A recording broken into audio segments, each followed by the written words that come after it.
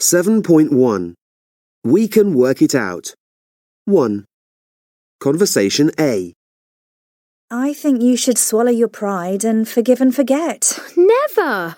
I will not. You'll have to in the end. You can't ignore each other forever. I might forgive him, but I can never forget. It must be possible to talk it over and work something out. Oh dear. I just don't know what to do for the best.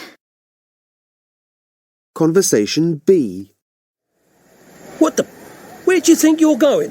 What do you mean? Well, you can't turn right here. Who says I can't? That sign does, mate. No entry. Can't you read? I couldn't see it, could I? You should get your eyes tested, you should. You're not fit to be on the roads.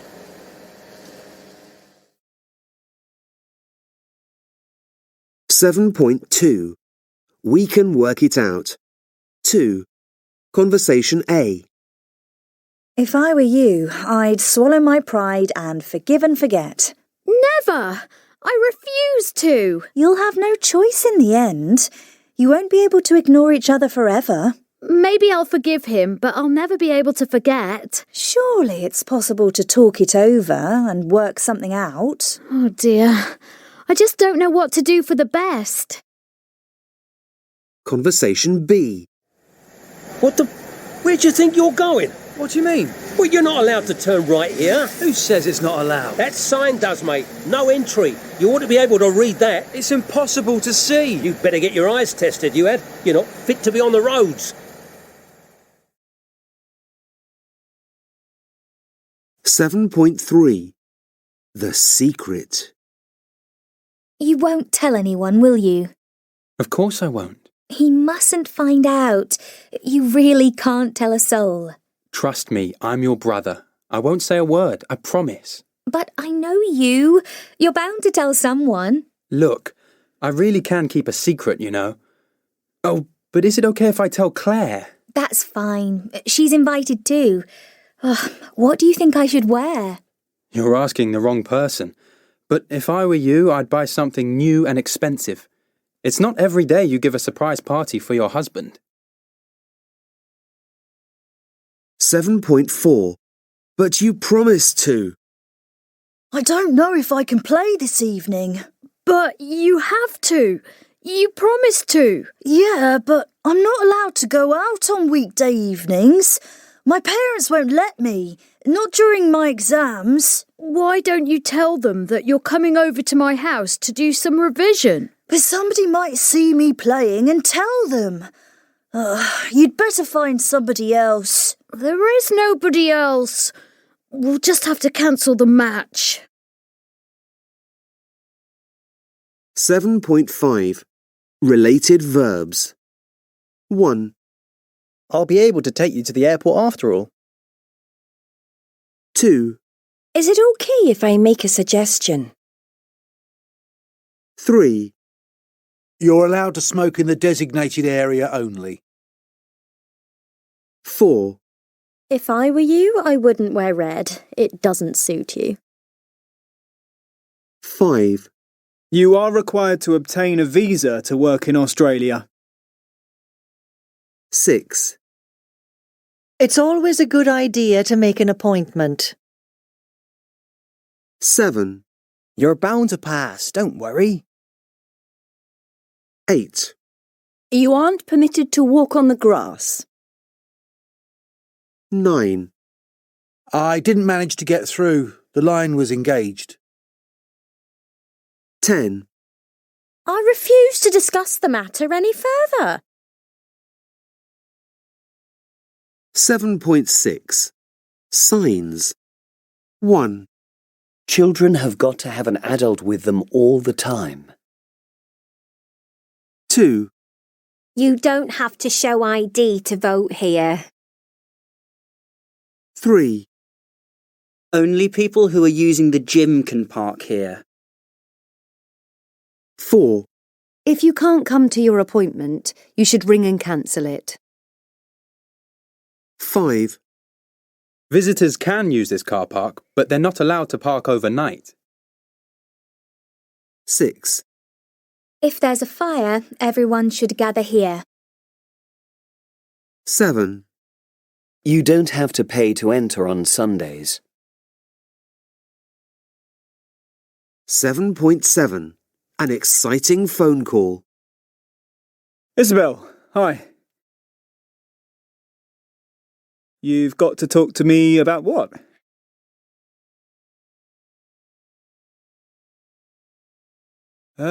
Yes, I can. I remember you doing it in the coffee bar. It was the one in the Daily Sun, wasn't it? Didn't you have to identify loads of states in the US?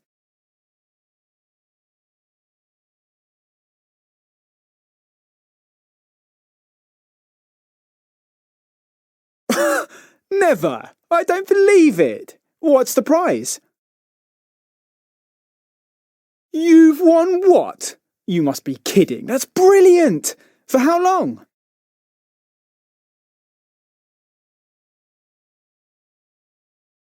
You're staying where? The Ritz-Carlton? I'm impressed. Doesn't that overlook Central Park? Ah, I thought so. Not that I've been there, of course. What do you mean? How would I ever be able to?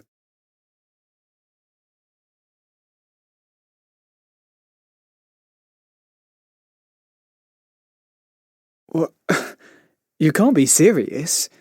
You know I'd love to, but why me? Surely you should be taking David. You've done what? When? I didn't know.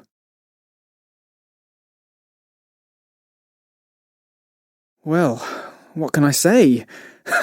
How could I possibly refuse an offer like that? I certainly will.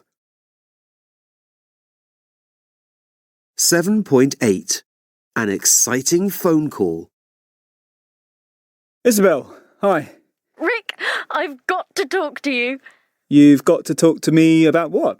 Well, can you remember that competition I entered, just for a laugh, a few weeks ago?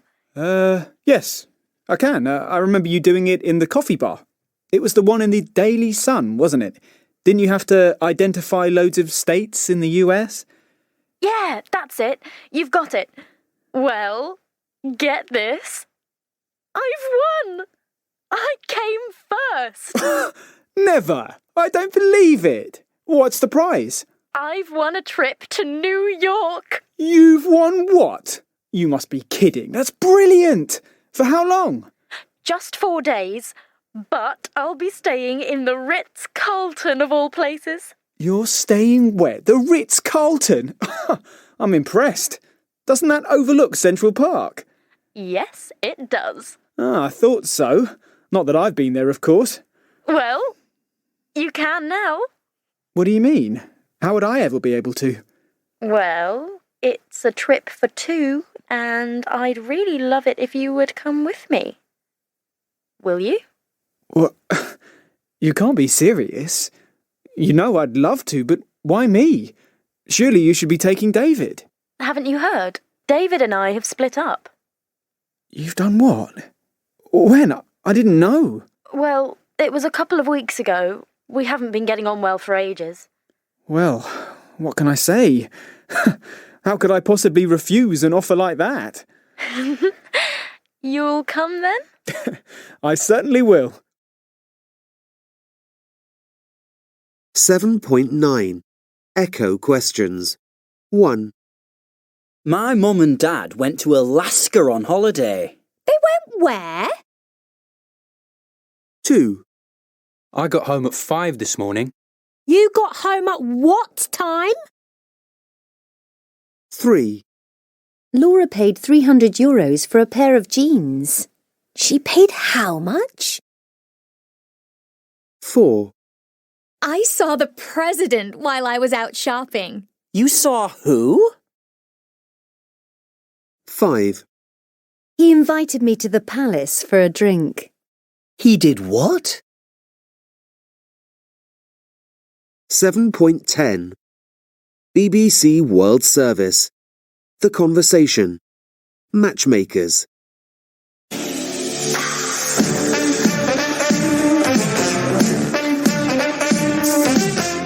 Hello and welcome to The Conversation. Today we are talking about love with 2 matchmakers.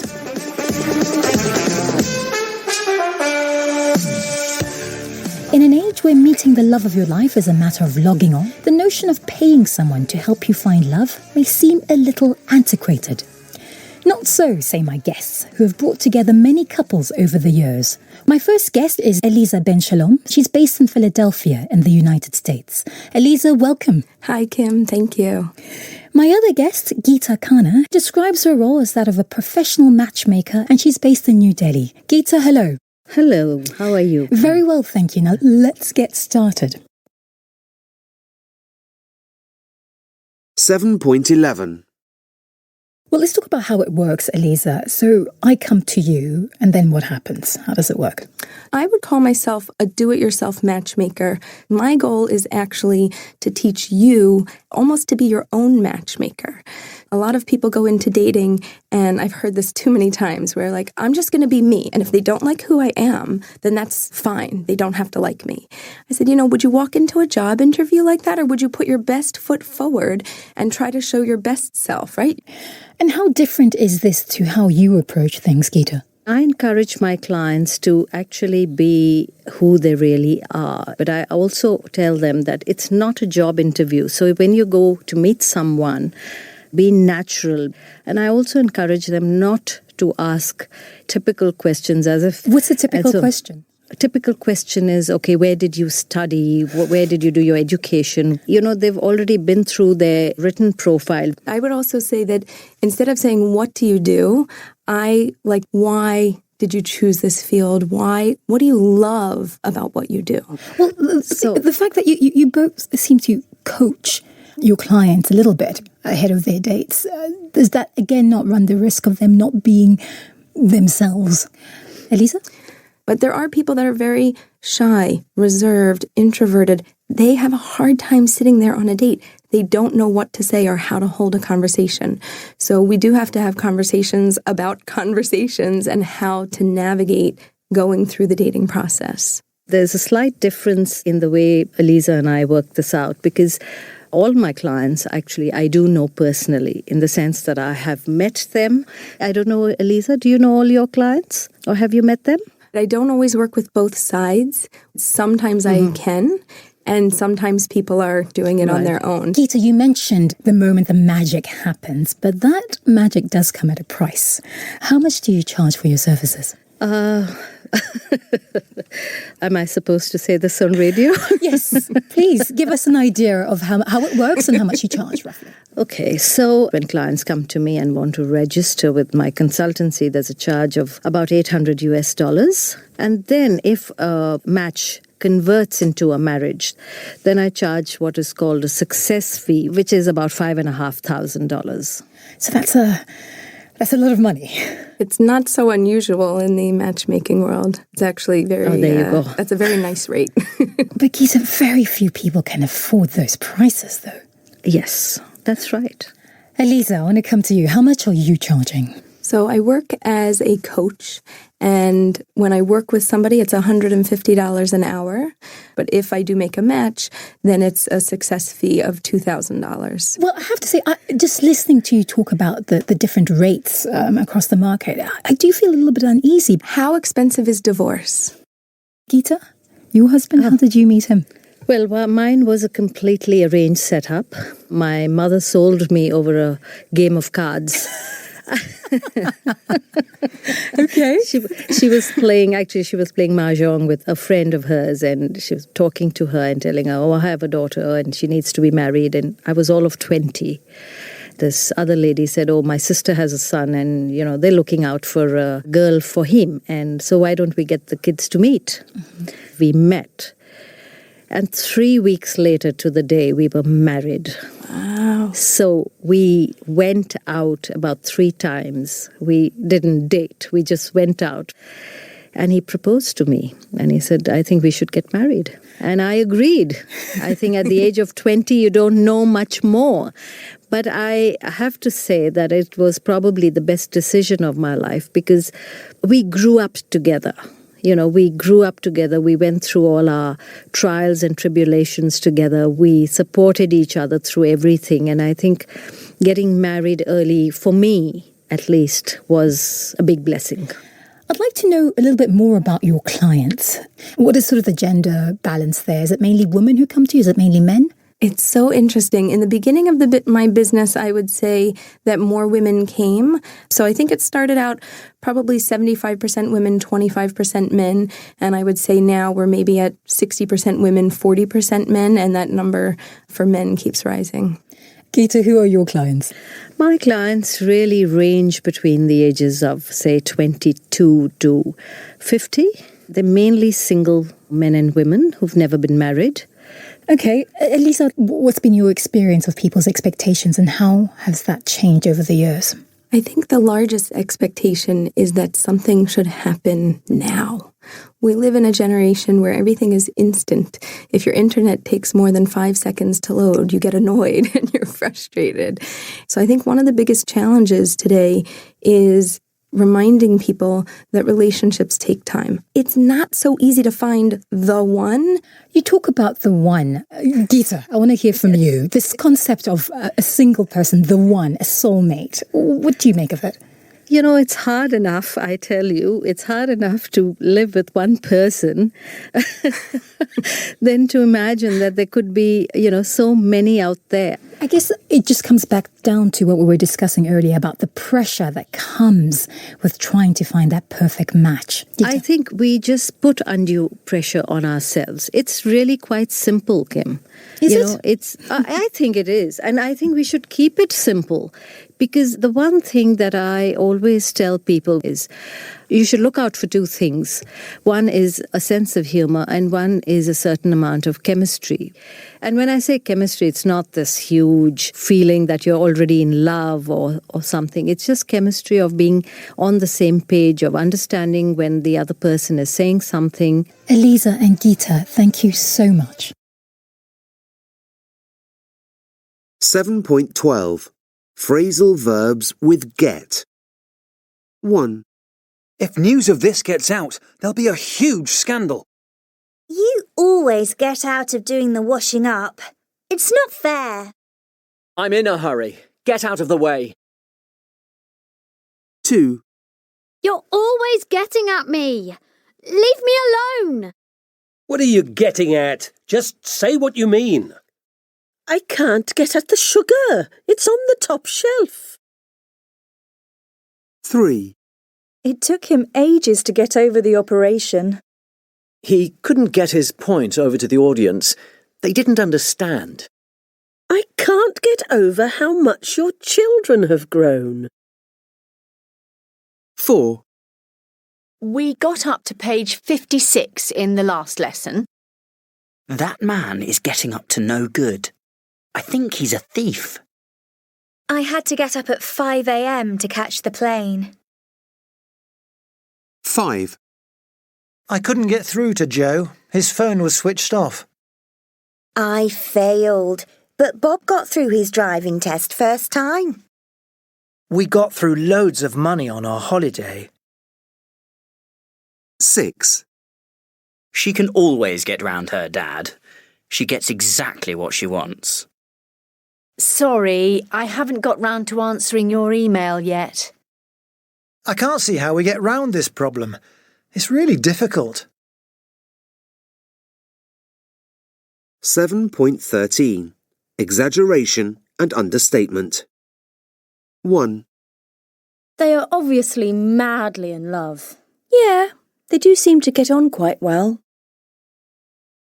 2. I think Tony was a bit rude last night. You're not kidding. He was totally out of order. 3. His family are pretty well off, aren't they? You can say that again. They're absolutely loaded. 4. I can't stand the sight of him. I must admit, I'm not too keen on him either. 5. I'm knackered. Can we stop for a rest? OK. I feel a bit out of breath too. 6. I'm absolutely dying for a drink. Yes, my throat's a bit dry, I must say. 7. She isn't very bright, is she? Too right. She's as thick as 2 short planks. 8. I bet you hit the roof when she crashed your car. Well, yes, I was a bit upset. 9. I'm fed up with this weather. Oh, it's freezing. I suppose it is a bit chilly. 10. Well, that was a fantastic holiday. Yes, it was a nice little break. 7.14. Absolutely fabulous. 1. These shoes are rather nice, aren't they? They're absolutely fabulous. I want them. 2. Is that a new watch? I bet that cost a bit. A bit? It cost a fortune. 3. It's a bit chilly in here, don't you think? You can say that again. I'm absolutely freezing. 4. Can we stop at the next service station? I could do with something to eat. Me too. I'm starving. I didn't have any breakfast this morning. 5. I think those two like each other, don't you? Like's the wrong word. They're obviously crazy about each other. 6. I bet you were a bit upset when your team lost. Me? Upset? I only cried myself to sleep.